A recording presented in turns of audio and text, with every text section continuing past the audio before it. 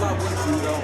You know that year you said I lost my marbles. Well, I guess I turned them all to marble flows. I just thought that too hard to know.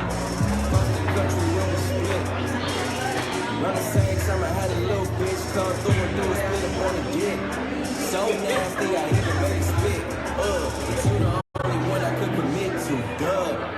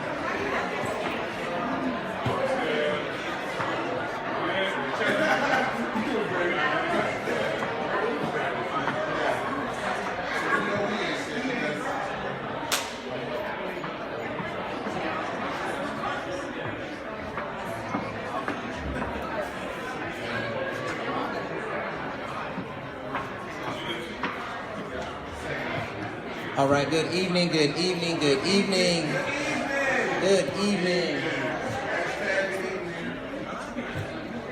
We're gonna get started.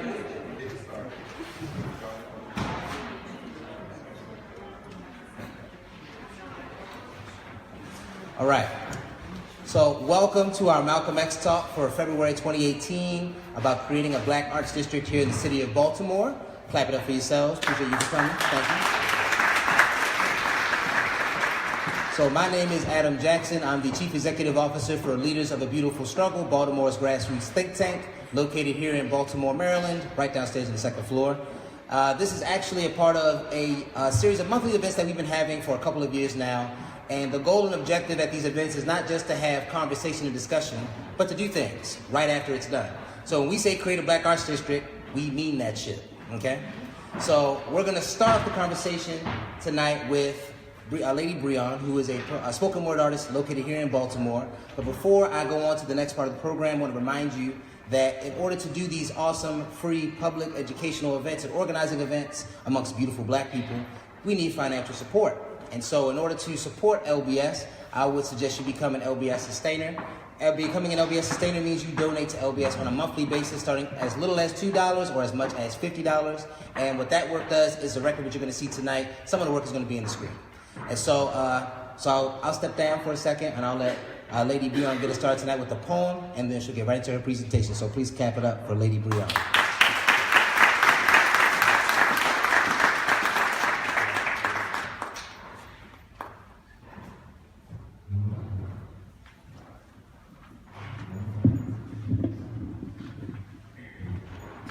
Peace, everybody. How y'all doing?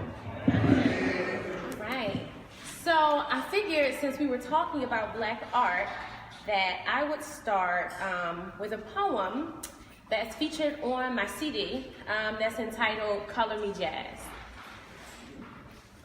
Holding a children's coloring book with its gritty beige pages, she looks up at me, running tiny fingers over insipid images, hoping to bring the lackluster picture to life. I'll color you black, she smiled.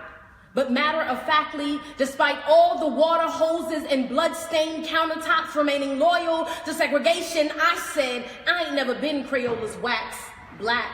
Still joyous, unaffected by my pessimistic spirit, she offered to color me brown. Round eyes illuminated by the bright sunshine like light bulbs brought to life by a switch, itching for answers as to which color would have suited and how could I tell her that the tint of my melanin could never express who I really am, cause I got the coagulated complexion of work songs and field hollers under my fingernails. Eyes sometimes dark and dim like nobody knows the trouble I've seen. Spirituals, moles emerge emerge from my cheeks with dynamism like rag compositions with short strokes of yellows over blue notes to make the most plush green sounds.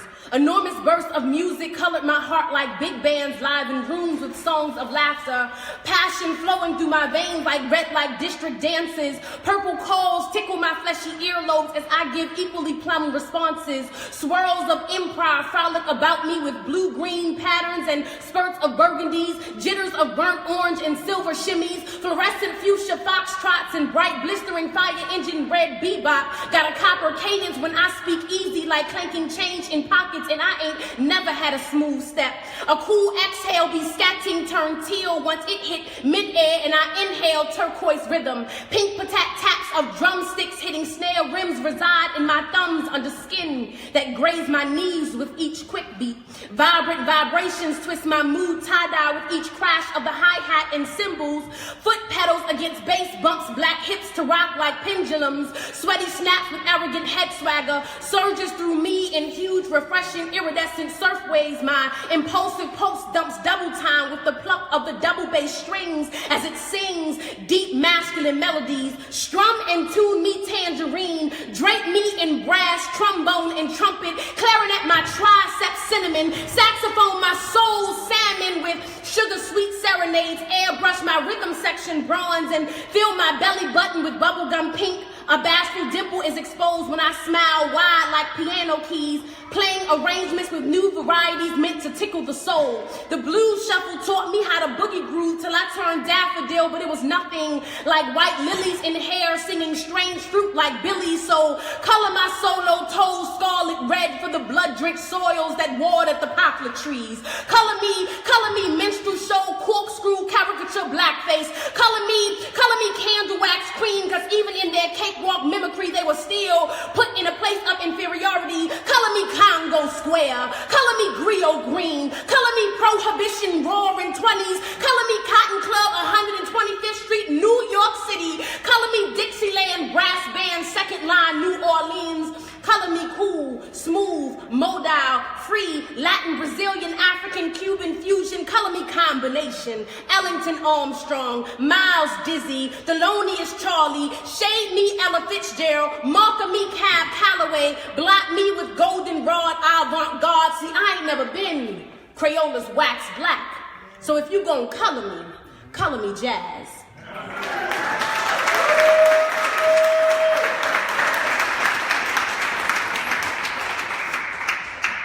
Adam, you wanna get me a tissue? I got you. You know, I was trying to be cute with my makeup, but you know, it's not really working.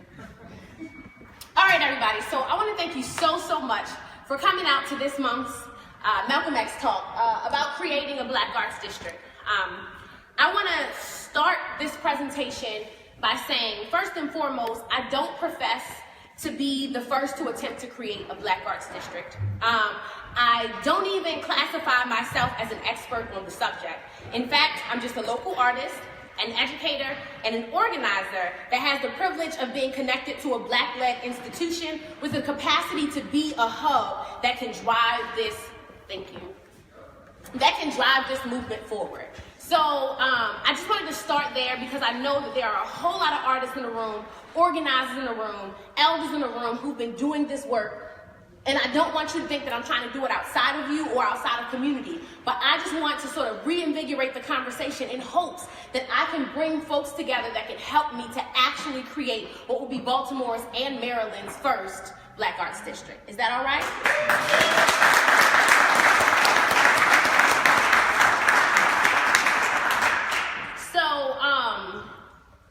Most of you know that the conversation is going to be centered around the Pennsylvania Avenue corridor. And so I just wanted to start with this amazing mural that's right on Penn North. And the muralist is actually in the room. So this is actually a mural by Ernest Shaw, who by happenstance was also my art teacher in high school. So we're going to start there. Shout out to you, Ernest Shaw. Okay.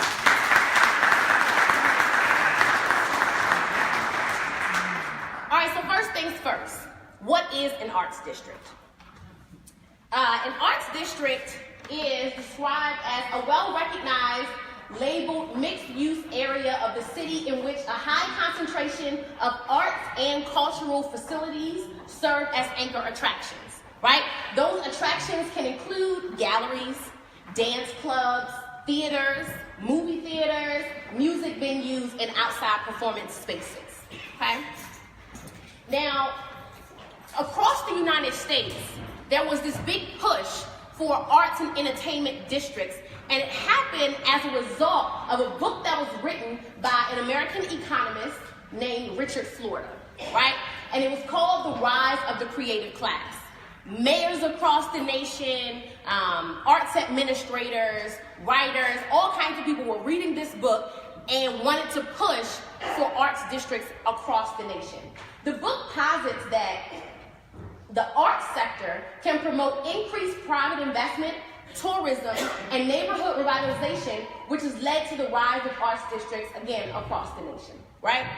So in 2001, I think that what was spurred by then Mayor Martin O'Malley was, after reading this book, he wanted to create arts districts in Baltimore. But I think it's interesting to note that the first arts district, or attempt at an arts district, actually came in the late 90s by then Mayor Kurt Smoke, who wanted to create what was going to be called the West Side Arts District, that was actually in what is currently the Bromo Arts District, right?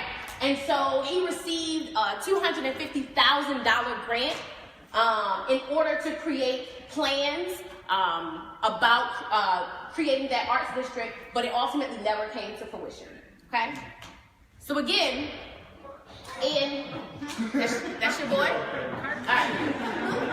So again, in 2001, then Mayor Martin O'Malley took that initiative a bit further and created, which was one of the nation's first designations for arts districts, which was under a program called Maryland Arts and Entertainment Districts Program, right? So this was in 2001.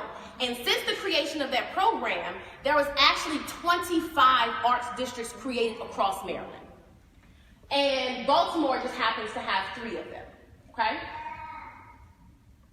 So, it states the goal of an arts and entertainment district is to develop, promote, and support diverse artistic and cultural centers in communities throughout Maryland that preserve a sense of place, provide unique local experiences, attract tourism, and spur economic revitalization and neighborhood pride. Some of the benefits include a property tax for new construction or renovation, an income tax subtraction modification for income derived through the artistic work that's done in the arts district, as well as an exemption from the admission and amusement tax. Additionally, your general urban revitalization and economic development also comes as a result of creating arts districts. There's also some social impacts that they highlight, right? Creating accessible and unique art destinations, leveraging the state's regional identities, natural resources, and heritage, supplying opportunities for dynamic and participatory